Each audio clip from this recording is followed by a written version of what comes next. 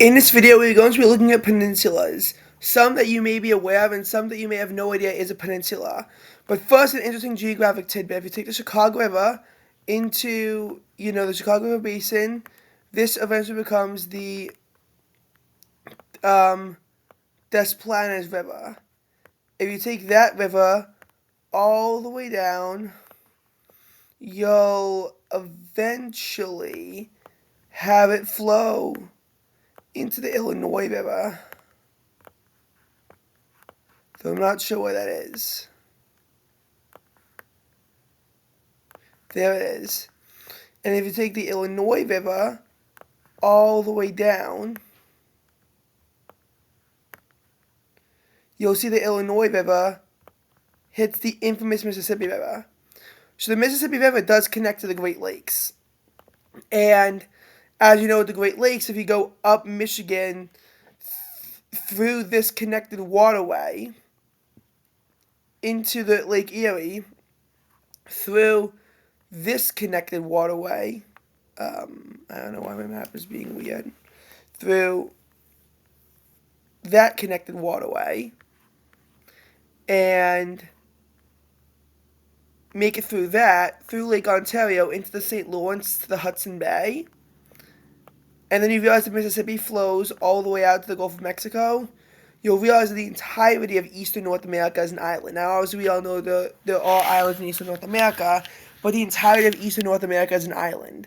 Well, maybe not the entirety, because parts of Wisconsin, Michigan, even northern Illinois, as well as large portions of Ontario and Quebec don't apply. Actually, all Ontario doesn't apply. But you can still see how that entire area is technically an island. And we are going to be getting technical a lot of times in this video, because some of these peninsulas, you'll be astonished that they're peninsulas. Like New Jersey is probably is one of the most shocking peninsulas, but as you can see, the Delaware River clearly flows up the western edge of the state between New Jersey and Pennsylvania. And the Delaware River continues all the way into the tri-point with New York. On the eastern side, you have the Atlantic Ocean until you get into the Arthur Kill, which then translates into the Hudson River of New York until that border goes away. On the south, you have the Delaware Bay. Obviously, this peninsula of New Jersey, the Cape May Peninsula, is much more famous. But the entirety of New Jersey is, in fact, a peninsula, since its only land border is on the northern edge with New York. Speaking of which, this entire Delmarva of Virginia Beach Peninsula is also a peninsula. The more people knew that. And it really is a true peninsula because of the Susquehanna River, which flows into Chesapeake Bay. So this makes up the entire western edge, which includes the eastern portions of Maryland, all of Delaware, and eventually some parts of Virginia. So the Susquehanna River, which then flows into the Chesapeake Bay, which is bordered on the east by either the Atlantic or the Delaware Bay, depending on where you are. And to the south, you have whatever this body of water is. It's easy to get to peninsulas without having to go through the one edge they border, I will say, because of bridges, but we're not focusing on that for this video.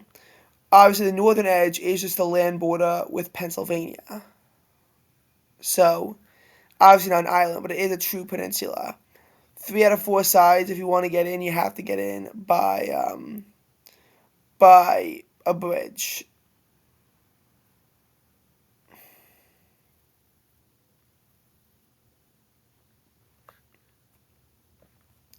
Not all Florida is a peninsula, because this panhandle extends so far that you can't consider it to really be a peninsula.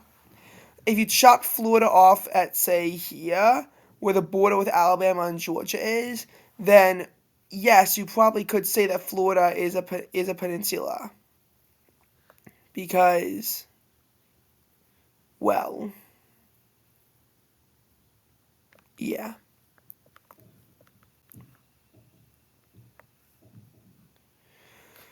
But here's what I'm curious at. Is Florida really an island? Because I know there's a river, the Appalachian River, which,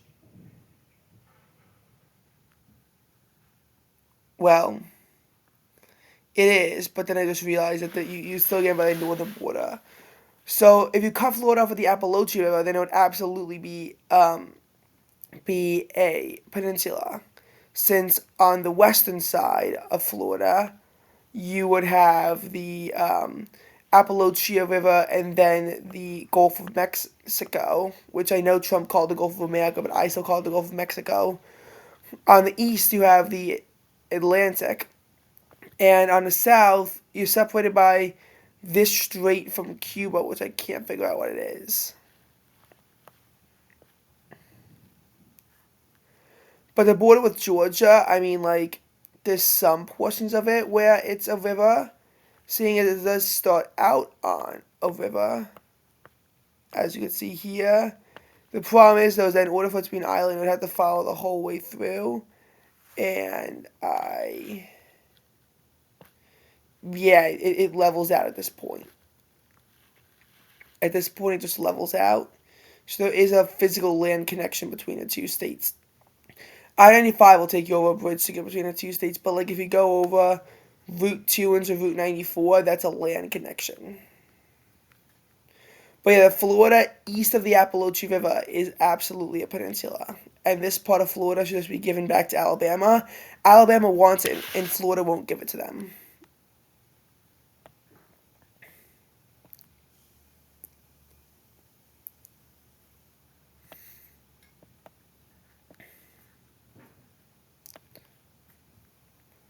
Obviously, Michigan has the Upper Peninsula and the Lower Peninsula, so it's made up of two peninsulas.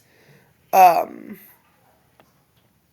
but there's also a peninsula up here within the main Michigan Peninsula itself, cut off by the Great Traverse Bay. Obviously, it's surrounded by all of the Great Lakes. Wisconsin also has a peninsula right after Green Bay, where you're in between the Lake of Michigan and the and whatever this bay is, which it's not giving me the name of. So you have this peninsula in Wisconsin.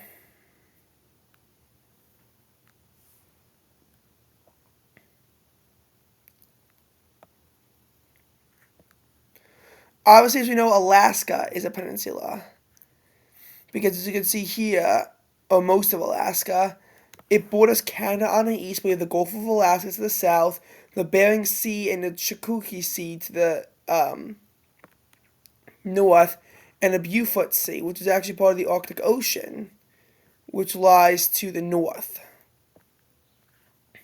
You have the eastern border with Canada, obviously, but that's about it. If this panhandle, which arguably should be a part of Canada anyway, was in Alaska, it would absolutely be a peninsula if the border just went down here, but it doesn't. In a panhandle, you really can't consider it to be part of the peninsula since the borders land on two sides.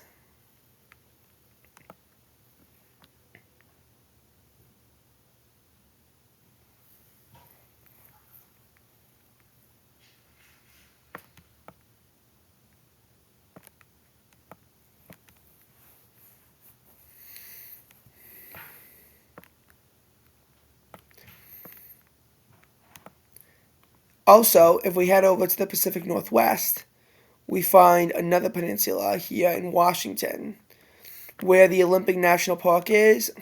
You have the Pacific Ocean to your west.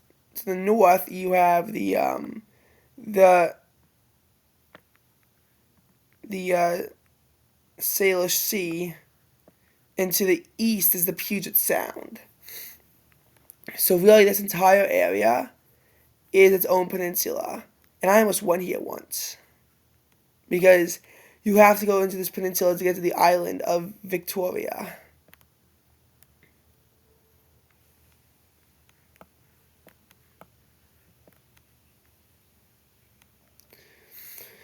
Heading on over this part of Ontario that juts down is also a peninsula, like like south of this line, really is a peninsula, or even maybe further up like this, because you have Lake Huron on your west, Lake Erie to your south, and Lake Ontario to your east.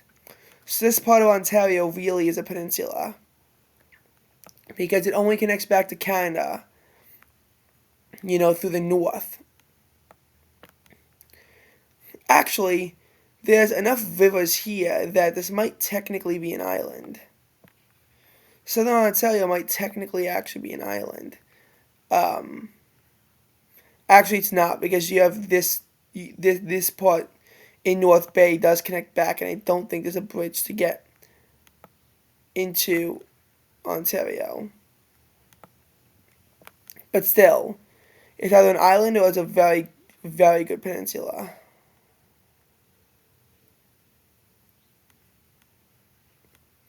So peninsulas are more common than you think. Islands, as you can see, are also a bit more common than you think and a bit more unexpected than you think. So just some information that you may not actually be totally aware of yet.